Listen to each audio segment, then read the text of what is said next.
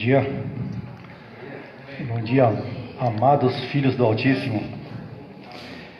Estava ali pensando em relação às nossas últimas reuniões. Dá para se notar que a igreja está lotada hoje. Amém. Graças a Deus por isso. E eu achei que eu ia só falar para uma câmera hoje e me lasquei. Mas amém. Amém. O Senhor é poderoso, o Senhor é fiel, o Senhor tem restabelecido as coisas entre nós. Glória a Deus por isso. Queria convidar os irmãos para a gente... Eu vou ler, os irmãos acompanhem, Salmo 51, que esse aí é o título da mensagem, Chamados ao Arrependimento. Eu fugi um pouco do nosso protocolo aí, que é as epístolas, mas amém, é o que o Senhor tem colocado no meu coração, e eu queria compartilhar alguma coisa com os irmãos sobre arrependimento. Salmo 51, um salmo que diz assim,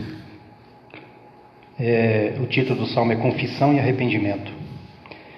Compadece-te de mim, ó Deus, segundo a tua benignidade e segundo a multidão das tuas misericórdias.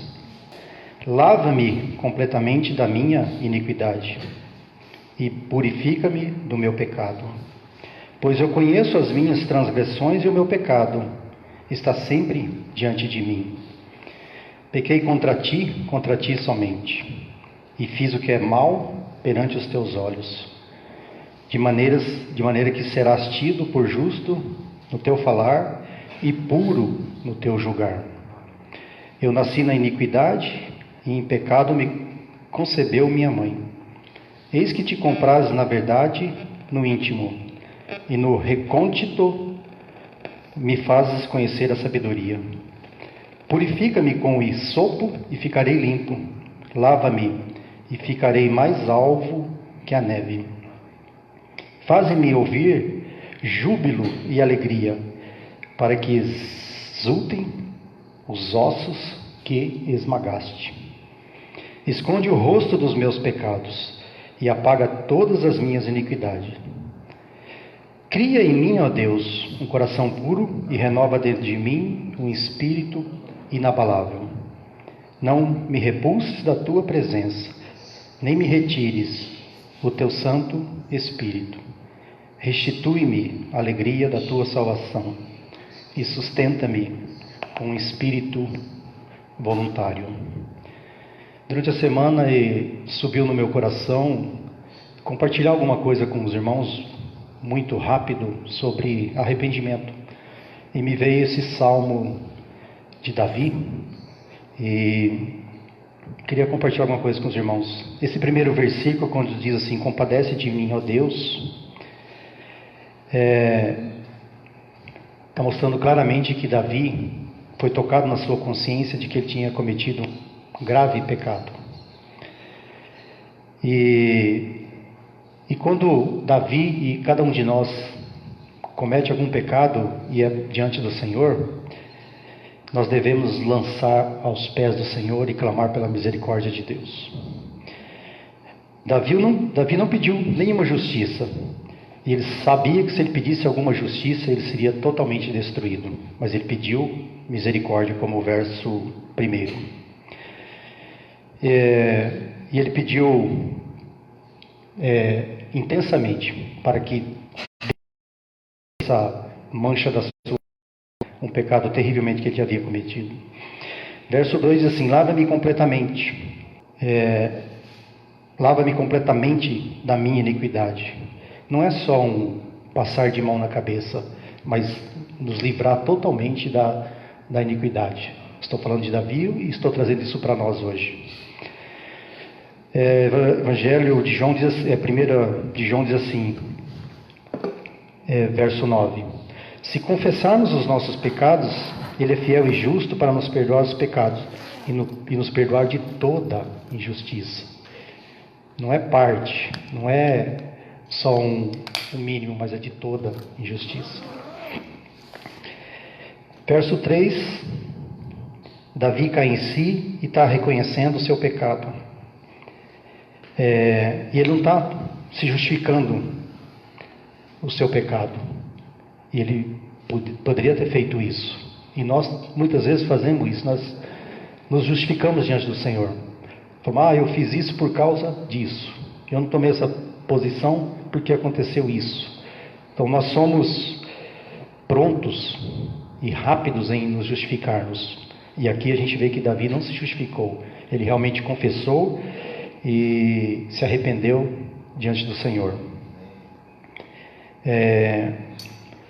Ele admitiu a culpa. E ele sabia que só as misericórdias do Senhor podia livrar ele dessa culpa. Verso 4. Pequei contra ti. Davi havia pecado, e esse salmo está falando com relação a Urias e a mulher de Urias. E ele fala, eu não causei nenhum mal contra Urias, ou contra a nação, ou contra as pessoas, ou contra o povo, mas ele fala que causou um mal ao Senhor. Pequei contra ti somente. E fiz o que é mal perante os teus olhos. Aos olhos do Senhor, que ele fez foi terrível. E ele confessa isso. E Davi entendeu que o pecado foi uma ofensa contra Deus, o único ser perfeito no universo, e sabia que Deus é juiz do céu e da terra. Com Deus não se barganha. Com Deus não existe troca. Ele sabia que as consequências viriam. Por que a palavra fala que Davi era um homem segundo o coração de Deus? Porque Davi cometia suas falhas, seus pecados, mas não existia uma pessoa tão rápida em se voltar ao Senhor como Davi. Então ele tinha essa disposição, ele sabia que nele não havia nada de bom, e nós temos que ter essa consciência em nós hoje, que não há nada de bom em nós, e ser rápido em voltar ao Senhor. Verso 6. Ele está falando, eis que comprases na verdade no íntimo, e no recôndito me faz conhecer a sabedoria. E ele tinha consciência plenamente que somente Deus poderia limpar ele daquela culpa, daquela mancha, daquele pecado. Deus se agrada em limpar-nos quando nos acha na sujeira. Tem uma palavra em Isaías, no capítulo 1, diz assim: vinde, pois, ainda que os nossos pecados sejam como a escarlata, eles se tornarão brancos como a neve, e vermelhos como o carmesim, ele fica branco como a neve. Mas isso só diante do Senhor.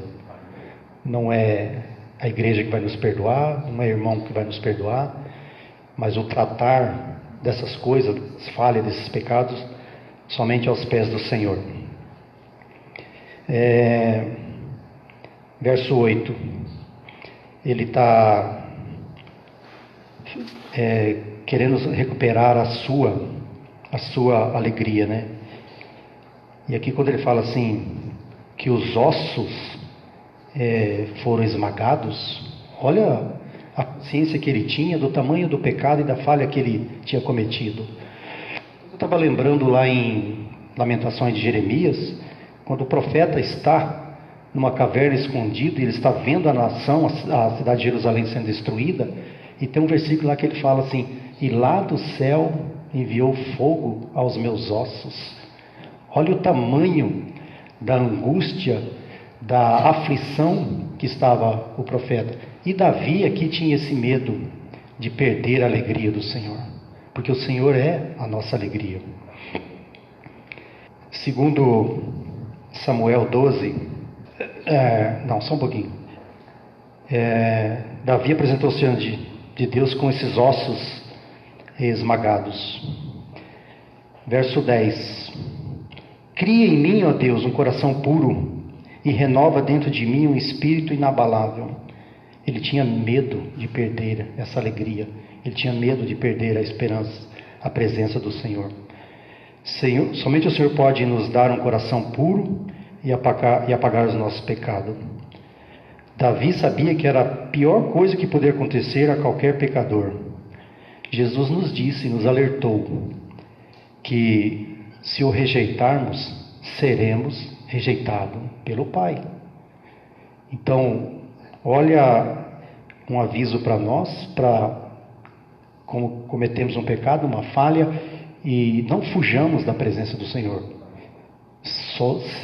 Sejamos rápidos em buscar a presença do Senhor, que somente Ele pode nos restaurar a alegria. Verso 12: restitui-me a alegria da tua salvação e sustenta-me com um espírito voluntário. Os cristãos não têm nada de se gloriar, e muitas vezes a gente, e está na palavra a expressão assim, povo que se diz sou mais santo do que vocês. Olha o perigo que nós corremos. Sempre faça o que é certo. Não somos pessoas justas que corrigem os injustos. Então, o Sérgio semana passada compartilhou de a gente vê defeito em todo mundo, mas a gente não olha para os nossos defeitos. De repente as pessoas estão vendo defeito em nós. Então há o perigo que corremos diante do Senhor. O perdão. A diferença entre o incrédulo e o cristão é que o cristão, que somos nós experimentamos o perdão e contamos aos outros. Tem uma frase de um pregador que eu li essa semana que diz assim: evangelizar nós evangelistas é um mendigo dizendo a outro mendigo onde achar pão. Você não é o dono da verdade, você não possui aquele que você está pregando. Quer dizer, nós todos somos dependentes do Senhor. Um mendigo dizendo para outro mendigo onde achar pão. Achar pão é onde?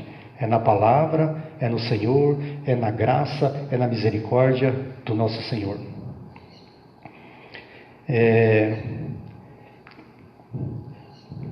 Lembro de uma frase que o Stephen Call sempre fala nas suas ministrações.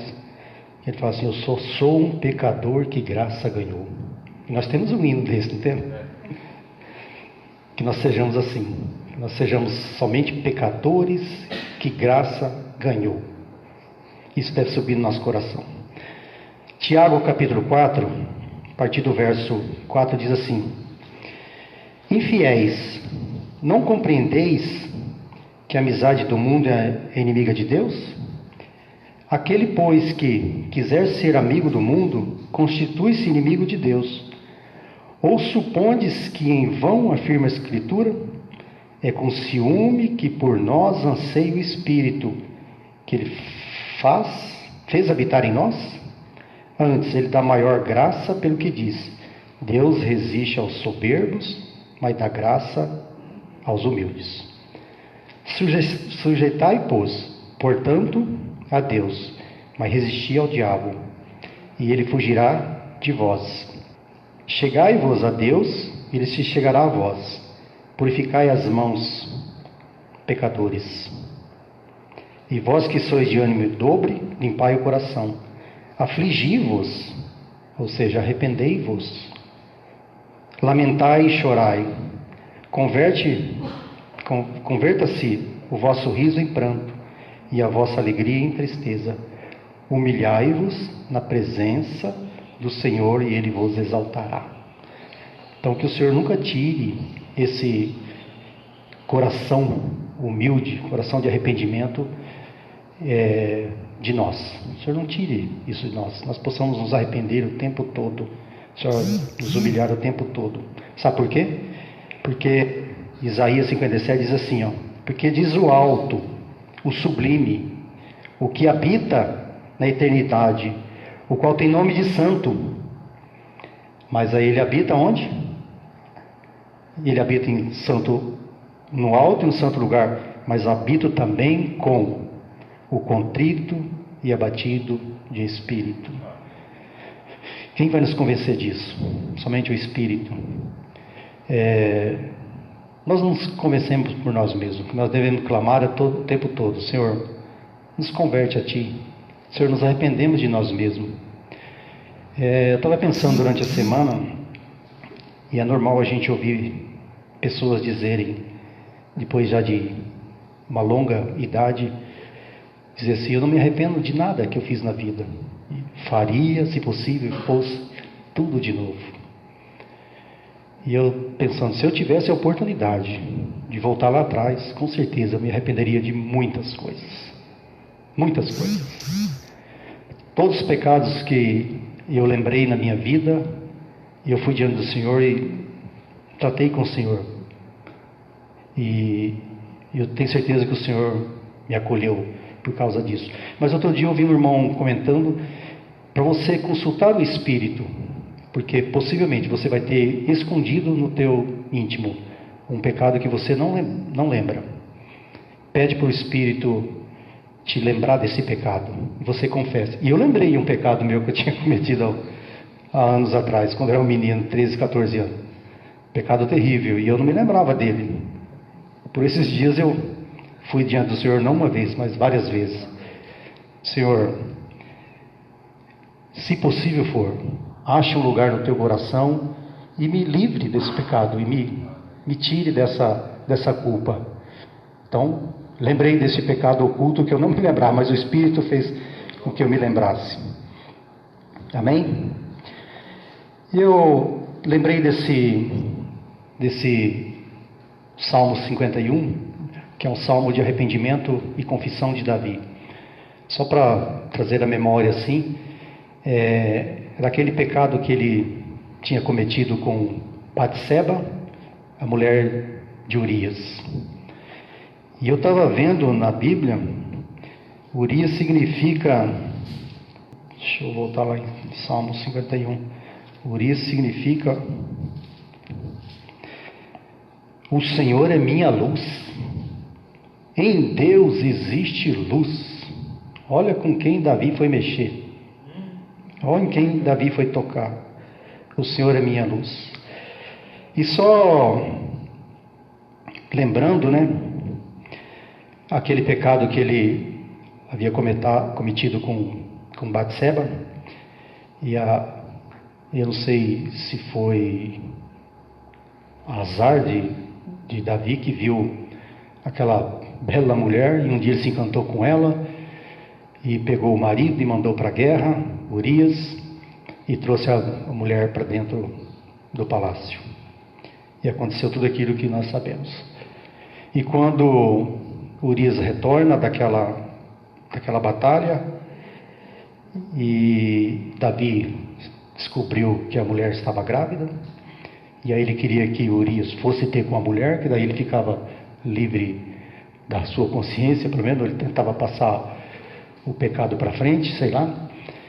Mas aí Urias não foi.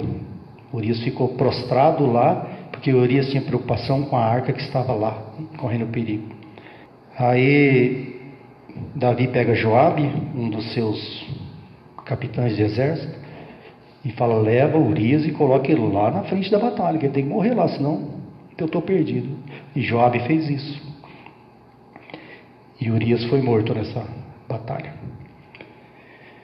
Aí depois aqui no livro de 2 Samuel, a gente vê que Deus manda um profeta Natã para lembrar Davi do seu pecado.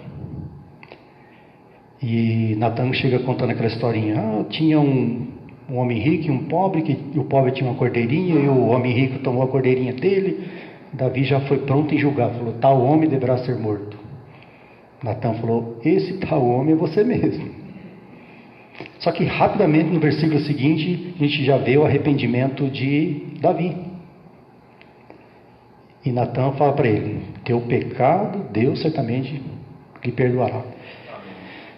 Mas 2 Samuel 12 diz assim: agora, pois, não se apartará a espada jamais da tua casa, porque tu tomaste a mulher de Urias, o heteu, para ser sua mulher.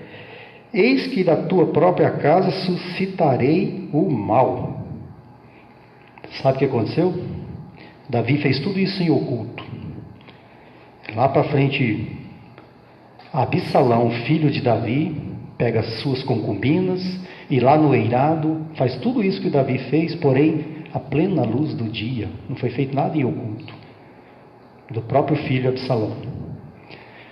E tem um período na história que, em 2 Samuel 18, que Absalão se revolta contra o seu próprio pai, Davi. Aquele Joabe que levou Urias para ser morto lá na batalha, foi o mesmo Joabe que também levou Absalão na revolta lá para ser morto na batalha. E aí ali na batalha, o exército está chegando em Absalão, Absalão tenta fugir, sai montado ali no seu mulo, e ali nos carvalhais ele fica enroscado com a sua vasta cabeleira ali nos carvalhais. E alguém vem avisar Joabe. Absalão está lá, nosso inimigo, filho de Davi. E Joabe pergunta para aquele que veio avisar: por que não o mataste logo? E aquele soldado lembra a Joabe, fala: nós fizemos uma promessa lá aos pés de Davi que nós iríamos tratar Absalão com brandura, ou seja, não iria matar Absalão. E aí Joabe vai lá e fura Absalão com a espada. Agora, pois, não se apartará a espada jamais da tua casa. O profeta Natã havia dito para ele: porque tomaste a mulher de Urias, tal. Então, Davi lamenta e chora muito a morte de Absalão. E até tem um versículo lá que ele diz assim: Absalão, Absalão, meu filho, quisera eu tivesse sido morto no teu lugar. Arrependimento. Por isso que nós somos chamados ao arrependimento o tempo todo. Profeta Jonas, rapidinho, já estou terminando. Profeta Jonas, capítulo 3, diz assim: veio a palavra do Senhor segunda vez a Jonas, dizendo: dispõe-te, vai à grande cidade de Nínive e proclama contra ela a mensagem que eu te digo. Levantou-se, pois, Jonas e foi a Nínive, segundo a palavra do Senhor. Ora, Nínive era cidade muito importante diante de Deus, e de 3 dias para percorrê-la. Começou Jonas a percorrer a cidade caminho de um dia e pregava e dizia: ainda 40 dias e Nínive será subvertida, será destruída. História do profeta Jonas, todos nós sabemos. Jonas ouviu do Senhor que o Senhor ia destruir Nínive, e Jonas fez de tudo para fugir dessa incumbência. Ele falou: o Senhor vai destruir mesmo, por que eu vou lá? Mas aí quando o profeta Jonas ficou 3 dias percorrendo essa cidade, ele só dizia isso: arrependei-vos, senão a cidade vai ser destruída, a cidade e todos aqui, o rei, a habitação e até os animais. E aí aqui fala assim: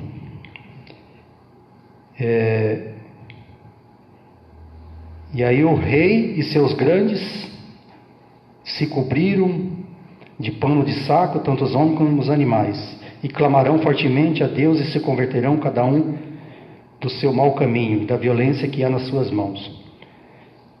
Jonas capítulo 3, verso 10 diz assim: viu Deus o que fizera, como se converteram, se arrependeram do seu mau caminho, e Deus se arrependeu do mal que lhe havia dito que faria, e não o fez. Eu fico pensando assim: Deus não pode ouvir e ver um coração contrito e abatido, arrependido, que Ele não se compadece. Se o propósito, o plano dele primeiro era destruir, por que Ele se arrependeu depois? Porque Ele encontrou naquela cidade todos, e aqui está falando todos, desde o rei, as pessoas, os moradores, os habitantes, e até os animais se cobriram desse pano de saco e cinza como um sinal de humilhação. O povo foi instruído a vestir-se com pano de saco e cinza, que é uma roupa grosseira e humilde. Isso gerava um desconforto como marca de arrependimento. Cinza sobre suas roupas e testas, como sinal de alto batimento. Outro dia eu estava compartilhando com os irmãos de serviço que o irmão responsável pela igreja em Curitiba, um dia ele contando para nós, teve um período que a igreja estava passando muita dificuldade, muitos problemas, atrito entre os irmãos, coisas. E aí oraram diante do Senhor, foram diante do Senhor, se arrependeram diante do Senhor, confessaram as suas falhas, seus pecados, e parece que a coisa não mudava. Aquele irmão ali, o pastor, o responsável, subiu no seu coração essa intenção de humilhar-se mais perante o Senhor. E ele pegou mais 2, 3 irmãos lá e foram para um sítio. Falou, vamos lá no sítio, vamos passar a noite lá orando, para ver se o Senhor se compadece de nós e mude essa situação. E eles chegaram lá no sítio, à tardezinha, botaram fogo no monte de lenha e passaram a noite orando, jejuando e clamando ao Senhor. E quando amanheceu, eles se vestiram de pano, de saco. Eles que olharam para cá, olharam para lá, não viu ninguém observando, né?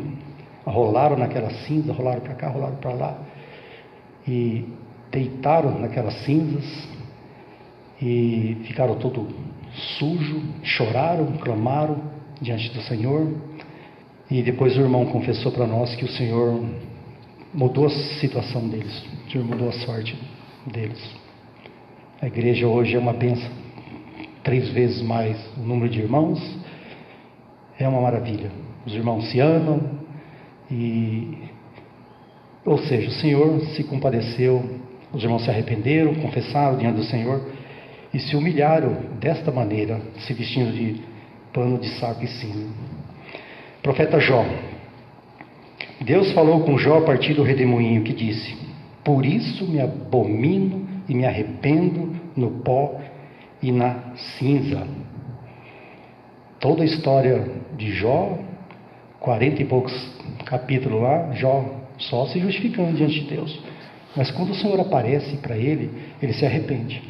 Ele se humilha diante do Senhor e a palavra fala assim que o Senhor mudou o cativeiro de Jó. Mudou ele de cativeiro, mudou a sorte de Jó. E aí a história ele termina, o Senhor deu tudo novamente para ele em dobro.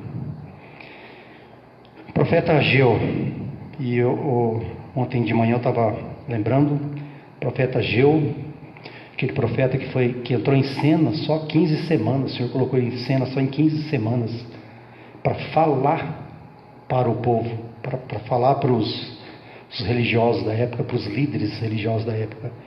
E ele repete muitas vezes lá: considerai, considerai, arrependei-vos. Vocês estão vivendo em casas apaineladas, casas estocadas. Minha casa está sendo abandonada, largada. Esse arrependimento vem de uma palavra chamada metanoia. Meta, que significa ao lado de depois. Depois que você mudou a tua situação anterior, a tua vida da agora para frente é outra. E a palavra noia significa uma reconsideração. A mente depois de você ter mudado. Como que você vai tocar a sua vida da agora para frente? As velhas coisas, as velhas coisas. Paulo, quando era Saulo, esqueceu e prossigo para o alvo. Ou seja, uma mudança significativa da mente. Ou seja, mudar a mente. Metanoia, arrependimento. Esquece as velhas coisas, velhas práticas. Esquece os comportamentos anteriores. Tenha sempre no seu coração, no seu espírito, uma ideia de arrepender-se. Remorso de uma atitude, e principalmente de uma ação específica. Senso de tristeza com relação ao comportamento anterior. Ou seja, o que ficou para trás, ficou para trás. Vida nova. O Senhor nos dê esse sentimento de vida nova. Alguns versículos no no Novo Testamento que fala de arrependimento. João Batista inicia seu ministério dizendo assim, Mateus 3, verso 2: arrependei-vos, porque está próximo o reino dos céus. Era isso só que ele pregava, arrependimento. E ele encontrou muita dificuldade, muito atrito das práticas que tinha na época. E aí, quando João Batista é preso, Jesus ficou sabendo que ele foi preso, aí entrou Jesus em cena. Mateus, logo em seguida, 4, diz assim: ouvindo, porém, Jesus que João fora preso, retirou-se para a Galiléia, e deixando Nazaré, foi morar em Cafarnaum, situada à beira-mar, nos confins de Zebulon e Naftali. Isso aqui é a relação de uma palavra que está lá em Isaías 9. Diz assim: mas a terra que estava aflita não continuaria a escuridão. Lá atrás entrou Jesus, nos primeiros tempos estava na escuridão, tornou desprezível a terra de Zebulon e Naftali. Mas nos últimos dias, quando Jesus entra em cena, tornará glorioso o caminho do mar, além do Jordão, Galiléia dos gentios. Povo que jazia em trevas viu grande luz. João Batista pregou arrependimento. Jesus iniciou pregando arrependimento. Mateus 4 diz assim: daí por diante passou Jesus a pregar: arrependei-vos, porque está próximo o reino dos céus. Atos capítulo 2. Pedro, quando batiza os 3.000 ali no templo, 3.000 almas foram batizadas ali. E aqueles 3.000 perguntou: e da agora para frente, o que faremos? A pergunta, olha a resposta de Pedro: arrependei-vos, e cada um de vós seja batizado em nome de Jesus Cristo. Arrependei-vos e sereis salvos, para a remissão dos vossos pecados, e recebereis o dom do Espírito Santo. Era uma grande pregação? Qualquer um de nós poderia dizer isso: arrependei-vos. Assim como o profeta Jonas disse, só disse isso: arrependei-vos. Mudai a velha prática. Pedro, ainda no templo, no seu discurso, aquele discurso ele diz assim, só um breve resumo: o povo negou o santo, o autor da vida que nos deu vida, o povo está falando para o povo, mataram o Salvador na ignorância, lógico, e desprezaram os profetas. Mas lá no final ele diz de novo: arrependei-vos e convertei-vos, para serem cancelados os vossos pecados. Ele contou uma breve história do Senhor, quem era o Senhor, o que o Senhor fez, mas ele insiste em dizer: arrependei-vos. E aí nós sabemos que Pedro é aquele que negou o Senhor 3 vezes. E nós sabemos que ele arrependeu-se amargamente. E ele saiu e foi chorar por causa disso. O Evangelho de João, capítulo 20, muitos irmãos eruditos da palavra, diz assim, capítulo 20, verso 26. Passado 8 dias, estavam outra vez ali reunidos seus discípulos e Tomé com eles. Estando as portas trancadas, veio Jesus, pôs-se no meio deles e disse: paz seja convosco. E logo disse a Tomé: põe aqui o dedo e vê as minhas mãos. Chega também a mão e põe no meu lado. Não sejas incrédulo, mas crente. Respondeu-lhes Tomé: Senhor. Disse-lhe Jesus: por que me viste e creste? Bem-aventurados que não viram e creram. Verso 30, capítulo 20, verso 30. Na verdade, fez Jesus diante dos discípulos muitos outros sinais que não estão escritos neste livro. Estes, porém, foram registrados para que creiais que Jesus é o Cristo, Filho de Deus, e para que, crendo, tenhais vida em seu nome. Muitos falam assim que esse evangelho termina aqui, mas é o Espírito Santo, inclui o capítulo 21. O Senhor lembrou do arrependimento de Pedro, que Pedro não aparece mais. Depois que ele nega o Senhor, ele some, Só que no capítulo 21, o Senhor vai atrás de Pedro, que Pedro voltou lá para a sua velha vida de pescador. E não era isso que o Senhor queria de Pedro, pescador de peixes, era um pescador de homens. E o Senhor pergunta para ele lá 3 vezes se ele amava. E a vida do Pedro dali para frente é uma metanoia. Mudou totalmente a vida dele. Atos capítulo 17, Paulo diz assim no capítulo 17, verso 30: Ora, não levou Deus em conta os tempos da ignorância, porém notifica aos homens que se arrependam. Novamente, arrependimento. Qualquer um de nós pode hoje sair por aí e pregar arrependimento. E também nós nos arrependermos de nós mesmos. Qual que é a frase do pregador lá? Nós somos um mendigo, levando outro mendigo aonde comprar pão. Isso que nós somos. E terminando falando em arrependimento, vamos lá para Apocalipse, capítulo 2, para a igreja em Pérgamo, verso 16. O Senhor tem uma palavra de exortação, de repreenda para quase todas as igrejas aqui. Capítulo 2, verso 16. O Senhor está dizendo assim, ó: portanto, arrepende-te, e se não, venho contra ti sem demora, e contra eles, e pelejarei contra a espada da minha boca. Arrependimento. O Senhor tem falado para as igrejas da época, e o Senhor não tem falado para as igrejas de hoje? Arrependimento. Versículo 21, falando para Tiatira: dei-lhe tempo para que se arrependesse. Ela todavia não quis arrepender-se da sua prostituição. O Senhor dá tempo para nós nos arrependermos. E o Senhor vai esperando nosso arrependimento. Mas aqui tem um alerta, que se não nos arrependermos, Ele remove, Ele tira, Ele passa para outro. O Senhor deseja ouvir do nosso coração uma iniciativa nossa, arrependimento.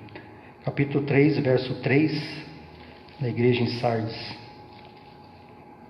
lembra-te, pois, do que tens recebido e ouvido, guarda-o e arrepende-te, porquanto, se não vigiares, verei como ladrão, e não conhecerás de modo algum em que hora virei contra ti.